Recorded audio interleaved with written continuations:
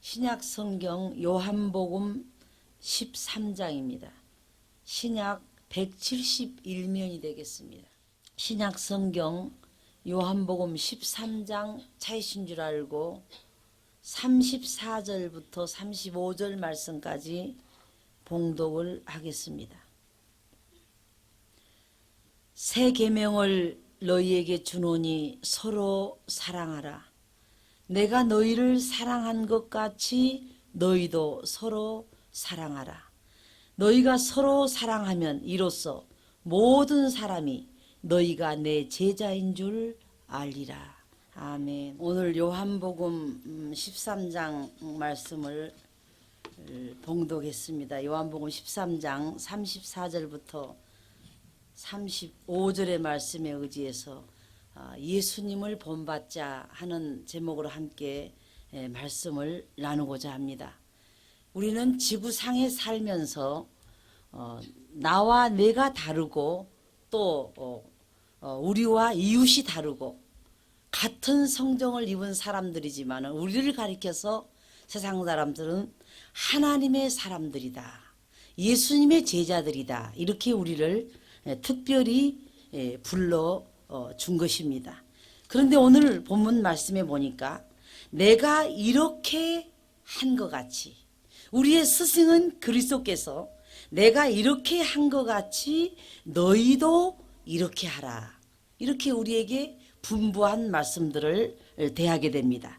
그래서 우리는 그의 제자로서 당연히 예수님을 본받아야 됩니다. 저는 이 말씀을 하기 전에 조금 거리가 있지만은 이사야 34장 16절 말씀해 보니까 너희는 여호와의 책을 자세히 읽어보라. 이것들이 하나도 빠진 것이 없고 하나도 그 짝이 없는 것이 없으리니 이는 여호와의 입이 이를 명하셨고 그의 신이 이것들을 모으셨음이니라. 우리는 상반되거나 상충되거나 하나님 말씀에 조금 그것은 다른데 기록한 말씀과는 조금 내용이 다른 것 같다, 우리가 이렇게 하나님 말씀을 대할 때도 있습니다. 그러나 성경이 하시고자 하신 말의 뜻을 우리가 깊이 읽고 또 우리가 설교를 듣고 또 우리가 명상을 하고 또 우리가 그것을 생각에 하나님 말씀을 염두에 둔다면은 하나도 그것이 부딪히는 말씀이 아니라 다 깊은 연관을 가지고 있는 것입니다. 오늘 이 말씀을 우리는 생각하면서 주님을 따르는 자들의 표본을 삼는데 그 첫째가 내가 사랑한 것 같이 너희도 사랑하라, 이러한 명령을 하고 있습니다. 오늘 13장 34절에 새 계명을 너희에게 주노니 서로 사랑하라. 내가 너희를 사랑한 것 같이 너희도 서로 사랑하라. 성경에 여러분 새 계명이라고 하는 말씀을 별로 사용하지 않습니다. 하나님 말씀은 창세기에서부터 율법은 또 사라지고 또 신약이 성경이 생기면서 새 법이 온 것이 아닙니다. 그리스도께서도 신약 성경을 가리켜서 율법의 완성을 시키려고 오셨다고 그랬습니다. 도리어 우리가 인간의 힘으로 그 법을 성취해서 하나님을 온전히 그 법대로 해드리지 못할 때 도리어 신약 성경을 가리켜서 율법을 폐하러 온 것이 아니라 성취해드리러 오셨다고 말씀하고 있습니다. 그런데 하나님이 사랑하시고 주님이 또한 사랑이시며 또 우리가 서로 사랑해야 하나님께 속한 것이라고 성경은 말씀을 하고 있습니다. 소설가 톨스토이는 사람은 사랑의 힘으로 산다, 어떠한 에너지로 사는가, 사랑의 힘이 없으면 살 수 없다는 것입니다. 또 나폴레옹은 이런 말을 합니다.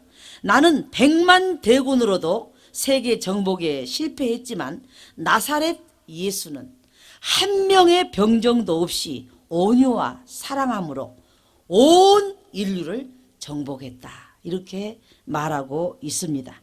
잠언 10장 2절에도 미움은 다툼을 일으켜도 사랑은 모든 허물을 가리우느니라. 우리가 사랑하는 마음만 있으면은 그래 그랬을 거야, 그러한 의도였을 거야, 그런 뜻은 아니었을 거야. 우리는 미운 마음을 가지면 모든 다툼의 근원이 돼도 사랑하는 마음을 가지면은 허물을 가리우게 된다고 그랬습니다. 베드로전서 4장 8절에도 무엇보다도 열심으로 서로 사랑할지니 사랑은 허다한 죄를 덮느니라. 그 사람은 이래서 단점이야, 저 사람은 저래서 문제야, 저 사람은 저것이 허점이야, 저 사람은 저것 때문에 안 돼. 우리는 허다한 죄를 열심으로 사랑할 때 다 덮어버릴 수가 있다는 겁니다. 그래, 우리가 보는 것 마찬가지야. 우리가 생각하고 있는 거하고 똑같아. 그러나 하나님이 무엇인가 본 것이 있기 때문에 그에게 그 일을 맡기셨을 거야. 우리가 생각할 수 없는 무언가가 그에게는 확실히 하나님은 있는 것을 보고 일하실 거야. 사랑은 허다한 죄를 덮느니라. 또 사랑은 성도들을 하나로 묶어주는 은혜와 능력의 띠가 된다고 성경은 말씀하고 있습니다. 골로새 3장 14절에 보니까 이 모든 것 위에 사랑을 더하라. 그러니까 이것도 하고 저것도 하고 덕을 세우고 인내하고 절제하고 모든 것을 다 한 다음에 사랑이 빠져버린다면 의미가 없다는 겁니다. 이것이 바로 우리가 고린도전서 13장에도 내 몸을 불사르는 데 내어준다 할지라도 사랑이 없으면 아무것도 아니요. 그것은 하나의 너의 공적을 세웠을 뿐이지 정말 그 영혼을 사랑하고 정말 그를 아끼고 그에게 정말 뜨거운 심정으로 한 일이 아니라면 우리는 괭가리에 불과하다. 그래서 많은 사람들을 구제하고 다 생명까지 내어준다 할지라도 사랑이 아니었으면 아무것도 아니에요. 이렇게 성경은 말씀을 하고 있습니다. 그래서 성경은 말씀하기를 이 모든 것 위에다가 사랑을 더하라. 이는 온전하게 매는 띠니라. 또 주를 사랑한다고 하면서 형제를 미워하면은 그것은 가장 큰 거짓말하는 사람이랍니다. 요한일서 4장 20절에 누구든지 하나님을 사랑하노라 하고 말하고 그 형제는 미워하면 하나님을 사랑한다는 말은 따로 그 형제를 또 미워하고 있으면 이는 거짓말하는 자다. 그 보는 바 형제도 사랑치 아니한 자가 보이지 아니하는 하나님을 어떻게 사랑할 수 있겠느냐, 이렇게 우리에게 질문을 하고 있습니다. 또 남을 사랑하는 자는 율법을 다 이룬 자라고 했습니다. 대단한 말입니다. 우리가 어떻게 율법을 이룰 수가 있습니까? 이렇게 하시오, 이렇게 하시오, 이렇게 하시오, 이렇게 하시오. 율법에 우리가 걸려가지고 의인은 없나니 하나도 없고 다 지우쳐 죄악뿐인데 남을 사랑할 줄 아는 자는 율법을 다 이룬 사람이랍니다. 그러니 얼마나 이 사랑의 힘이 대단한가를 성경은 말씀합니다. 로마서 13장 8절에도 피차 사랑의 빛 외에는 아무에게든지 아무 빛도 지지 말라. 남을 사랑하는 자는 율법을 다 이루었느니라. 저 사람은 이만큼 내 것을 빼앗았거든요. 저 사람은 이만큼 지게표를 옮겼거든요. 이 사람은 이렇게 해가지고 사람을 미워했거든요. 그 막 우리가 하고자 하는 말이 얼마나 많습니까? 그런데도 남을 사랑할 줄 아는 자는 율법을 벌써 다 이루어버렸답니다. 얼마나 하나님 앞에 고귀한 사랑이길래 성경은 이렇게 말씀하고 있습니다. 또 예수께서는 너희가 서로 사랑하면 내 제자인 줄 알리라 그랬습니다. 오늘 요한복음 13장 35절에 너희가 서로 사랑하면 이로써 사랑하는 것을 사람들이 보게 되거든 모든 사람이 너희가 내 제자인 줄을 알게 될 것이다. 야, 이제 보니까 예수님의 제자구나. 저들이 사랑할 수 없는 것을 사랑하고 또 사랑할 수 없는 원수를 사랑하고 사랑하지 못할 사람을 사랑하는 거 보니까 예수님의 제자들인 것 같다. 이렇게 사람들이 얘기를 한다는 것입니다. 두 번째로 우리에게 내가 이렇게 한 것 같이 너희도 이렇게 하라고 명령하신 말씀 가운데서는 아버지의 자비하신 같이 너희도 자비하라, 이런 말씀을 하고 있습니다. 누가복음 6장 36절에 보니까 너희 아버지의 자비하신 같이 너희도 자비하라, 이 말씀을 기록하고 있습니다. 그리고 또 성경은 말씀하시기를 그리스도 주는 어떤 분인가 하시면 가장 자비하시고 긍휼히 여기시는 자신이라. 죄를 깨닫고 보니까 가늠하는 죄, 도둑질한 죄, 저 죄, 이 죄, 저 죄, 남을 심판하고 판단하고 죄든 죄 정죄하는데 앞장서 가지고 있으니까 성경은 뭐라 하겠습니까? 누가 너를 재판관으로 세웠느냐? 누가 너를 선생으로 세웠느냐? 너나 지키면 될 거 아니냐? 이러한 책망을 하시면서 이런 말씀을 합니다. 야고보 5장 11절에 보라, 인내하는 자를 우리가 복되다 하나니 너희가 욥의 인내를 들었고 주께서 주신 결말을 보았거니와 주는 가장 자비하시고 긍휼히 여기시는 자신이라. 욥이 그래도 하나님이 늘어지게 주신 복 때문에 내가 이렇게 잘 살았다가 이제 하나님이 다 가져가서 내가 이제 흙으로 돌아간들 무슨 할 말이 있습니까? 한 게 아니라 갈수록 내가 뭘 잘못했길래, 내가 과부를 내가 그냥 돌려보냈나, 고아를 내가 먹이질 않았나, 내가 뭔 잘못을, 내가 선을 행하지 않은 일이 뭐가 있길래 계속 지가 잘났다고 나옵니다.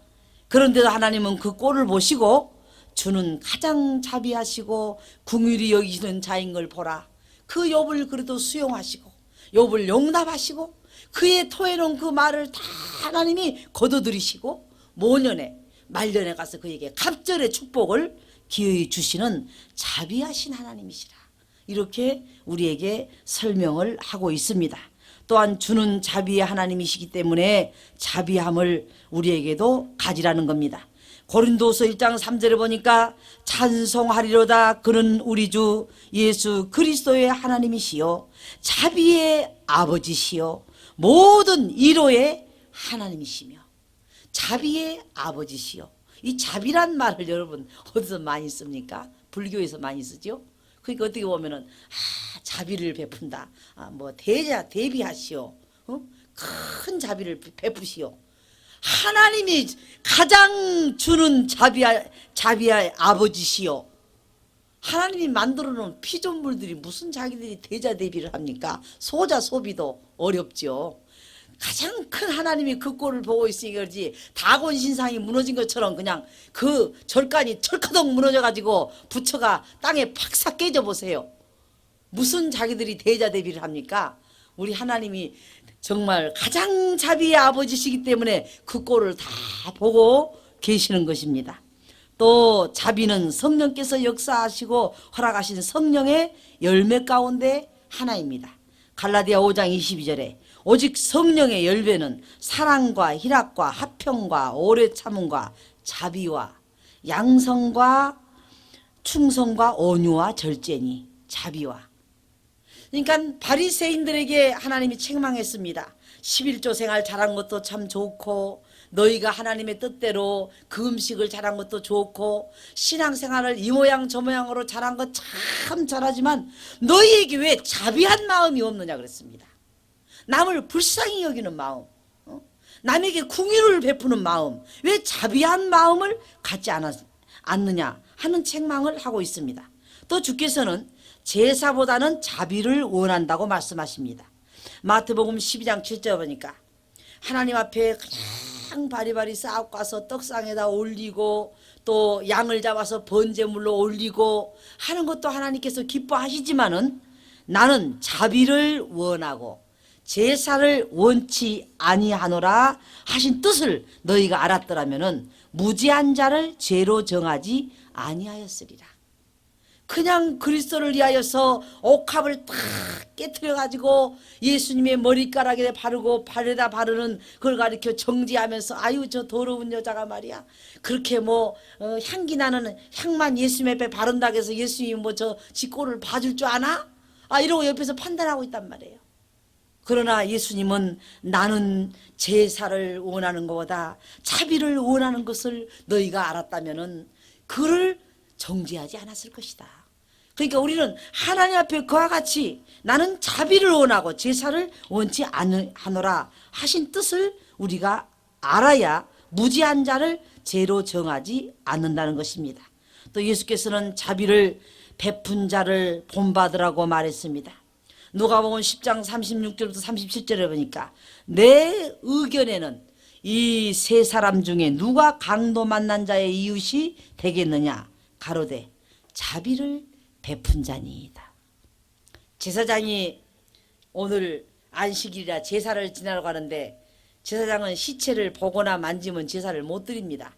그러니까 강도를 만나고 피를 흘리고 길에 쓰러진 사람을 얼른 안 보고 몸을 감추고 제사 지내러 갑니다. 또 상관없는 사람도 강도 만난 자를 건드렸다가 또 자기가 어울리니까 빨리 도망갑니다. 그러나 사마리아 사람은 상관도 없어요. 이방인이에요. 아유, 나도 이방인인데 저 사람도 이방인 같아. 저 사람이 피를 저렇게 많이 흘리면 죽겠구나. 그러니 빨리 데려다가 내가 기름을 바르고 저를 옷을 입히고 빨리 내 집에서 이 지혈을 시켜서 저를 살려놔야 되겠다. 그러니까 예수께서는 묻습니다. 이 세 사람을 다 말해놓고 이 세 사람 중에 누가 강도 만난 자의 이웃이 되었느냐 가로되 자비를 베푼 자니이다. 그래, 제사장도 이웃이 못 되었구나. 율법사도 법에 걸려서 못한다고 지나갔으니 이웃이 못 되었구나. 그러나 사마리아 사람, 하나님과 상관이 없는 이방 사람, 그가 자비를 베풀었다. 예수께서 이르시되 가서 너도 이와 같이 하라 하시니라. 너도 가서 자비를 베풀어라 이렇게 말씀하고 있습니다. 세 번째로는 내가 이렇게 한 것처럼 너희도 이렇게 하라는 말씀 가운데 아버지의 온전하신 같이 너희도 온전하라 하는 말씀을 하고 있습니다. 마태복음 5장 28절에 보니까 그러므로 하늘에 계신 너희 아버지의 온전하심 같이 너희도 온전하라 그랬습니다. 예수를 믿는 것과 아는 일에 하나가 되어 온전한 사람이 돼야 된다는 것입니다. 여러분, 여기서 하나님이 분리를 시켜놨습니다. 예수를 믿는 것이 다르고 예수를 아는 것이 다르답니다. 여러분, 학자들 치고 세상에서 볼책 안 볼책 다 보는데 예수를 모르는 것 같아요? 연구하느라고 석가모니도 알고 공자도 알고 맹자도 알고 순자도 알고 다 알아요. 예수도 알아요. 예수도 나쁜 일 한 사람 아니고 예수도 유대인들에게 선을 베풀었던 사람인 줄 알아요. 그러나 자기의 구세주는 아니죠. 믿질 않기 때문에. 그래서 아는 것과 믿는 것에서 너희가 온전하게 되라. 이것이 에베소 4장 13절에 기록된 말씀입니다. 우리가 다 하나님의 아들을 믿는 것과 아는 일에 하나가 되어 믿기만 할 것이 아니라 잘 알아는 것은 하나님은 우리에게 말로만 그냥 믿습니다 하는 것이 아니라 우리가 온전하게 살아야 된다는 겁니다. 그래서 그와 같이 온전하는 일에 하나가 되어 하나된 온전한 사람을 이루어 그리스도의 장성한 분량에 충만한 데까지 이르리니, 그러니까 우리가 행함과 아는 것이 같이 성장을 하라는 겁니다.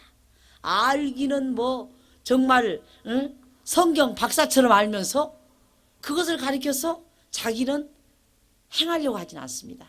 그러니까 우리가 나중에는 종교 의식가들이 됩니다. 이제는 세월이 갈수록 뜨겁게 그리스도를 사랑하고 주를 위하여 헌신한 것이 아니라 나도 알고 있어. 너는 아직 순진해서 그래.